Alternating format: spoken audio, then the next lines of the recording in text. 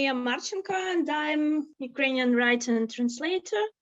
Now I'm in Romania for the writer's residence from the National Museum of Literature, and I'm in hope of finishing my fantasy novel that I work on.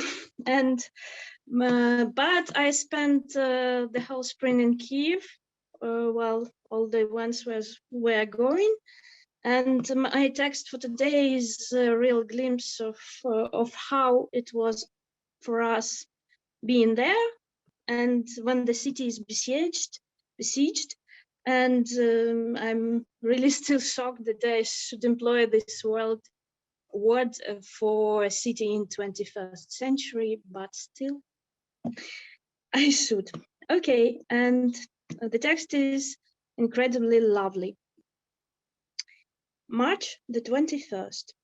A few more days, and it will be 1 month since the war started. I'm wandering over Kyiv in search of meds for my neighbors, a working post office, and a coffee shop for myself. At the post office, I hope to get the parcel with the poster I ordered long before the events, a poster of White Raven, the hero of my novel. At the coffee shop, a chance to write some lines about him, not a bit of personal space at home, since we've hosted my father and my husband's mother. Which means, in truth, I'm wandering in the hope of keeping in touch with my writing. All such places are dead closed, though. A disoriented old man with a walking stick wanders over Pushkinska, asking if someone might know the people from the 23rd flat of the 5th number. Where are they? Where is everybody? He mumbles, looking at me with his eyes full of despair. Oh, and you wouldn't know also, he sighs. Yeah, I wouldn't know also. Never thought it could come to this, asking the passers-by if they might know the people from the neighboring house in a capital of 4 millions. Ridiculous. But there's a few of us left now that everything is possible. Now everybody knows each other, at least in the neighborhood. You can't walk through the city center without meeting someone you know. And the map of Kyiv's old town is now sparkling in my head with brilliant dots of their faces. There's Taras and Dasha. They need some eggs for today, bear in mind. There's Pani Natalia. She needs steroid pills, the ones that you can't find in the entire city, even if you turned it upside down. Still trying, though. There's Katya, my co-writer, and Kyiv main train station, where we meet to drink coffee with a spectacular view of the white zigzags Russian rockets leave in the blue spring skies.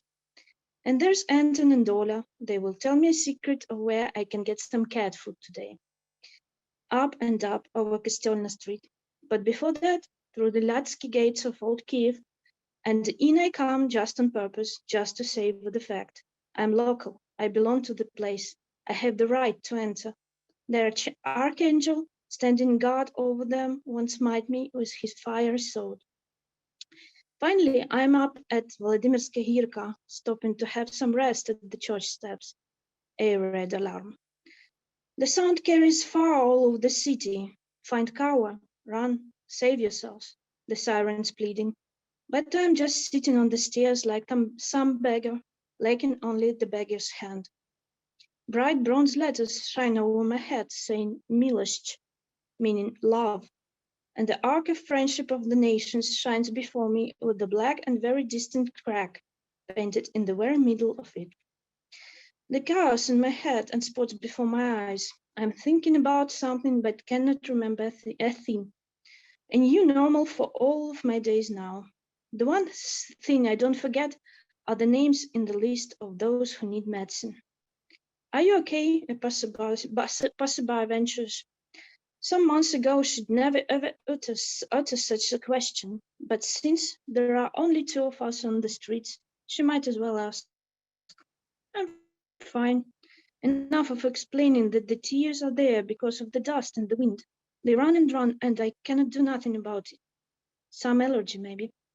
I was watching you. You were running up like a young girl, says the woman, meaning a compliment. How old am I in her eyes, I wonder? I think I must look quite old, sitting there on the stairs in the dust. with my face sleepy and my roots done 3 months ago. Tired to the brim and completely happy. Somewhere inside me, my hero had just made up with his one and only love, living some happy days. I'm walking further and there's an irate siren again. But I stroll through the park and lovers nestle inside me, their bodies intertwining, eyes blind from happiness. I'm choosing my favorite bench, the one with the Alexandrovsky Kostyol to be on my right, a classic Kyiv view, a postcard from Kyiv, ideal spot from all angles. Dry talks of automatic gunfire behind me. Before me, across the river in Brovary, our forces are giving hell to the Russians. The hollow and steely sound carries far over the Dnipro.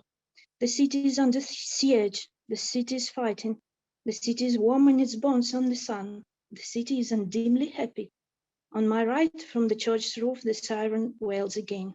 Run, save yourselves.